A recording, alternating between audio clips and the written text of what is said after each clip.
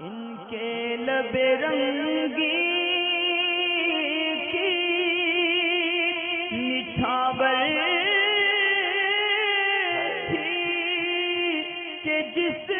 نے ڈراونے خواب سے حفاظت کے لیے 21 مرتبہ کون سا ورد کرنا چاہیے؟ تو یا متکبرو، اللہ تبارک و تعالیٰ کا نام ہے یا متکبرو۔ کسی کو ڈراونے خواب آتے ہوں یا خواب میں رات کو بچہ ڈر جاتا ہو، چاہے خاتون ہو یا میل ہو، تو سوتے وقت جب بستر پہ سوئے بہتر ہے کہ سوتے وقت پیروں کو سمیٹ کر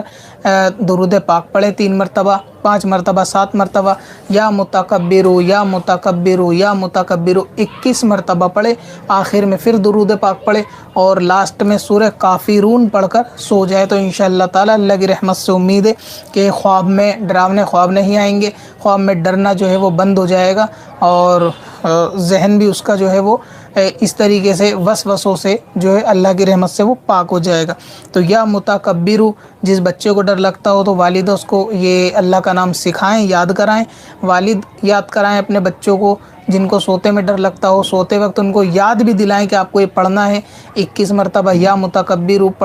سونے والے سے کہیں کہ پڑھیں، اس کے بعد آخر میں سورہ کافرون پڑھیں۔ اگر بچہ چھوٹا ہے سورہ کافرون نہیں پڑھ سکتا تو یا متکبرو پڑھ کر ہی 21 مرتبہ اور آخر میں بنا کسی سے بات کیے، ضرورت ہو تو بات کر سکتے ہیں ورنہ بنا بات کے آخر میں سو جائے۔ یہ معاملہ بدستور جاری رکھے، ہو سکتا ہے کہ پہلے دن پڑھے اور خواب پھر ڈراونا آ جائے تو ایک بار میں ہو سکتا ہے نہ ہو، لیکن اس کی انشاءاللہ عادت بنا لے کہ بندہ اس کو روز ڈیلی رات کو پڑھ کر ہی سوئے، سوتے وقت پڑھے یا متکبر 21 مرتبہ، تو انشاءاللہ تعالی ڈراونے خواب نہیں آئیں گے، خواب میں ڈرنا جو ہے وہ بند بھی ہو جائے گا اور بچہ اگر خواب میں ڈرتا ہوگا تو اس کو بھی فائدہ ملے گا۔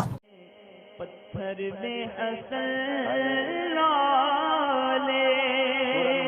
پرانے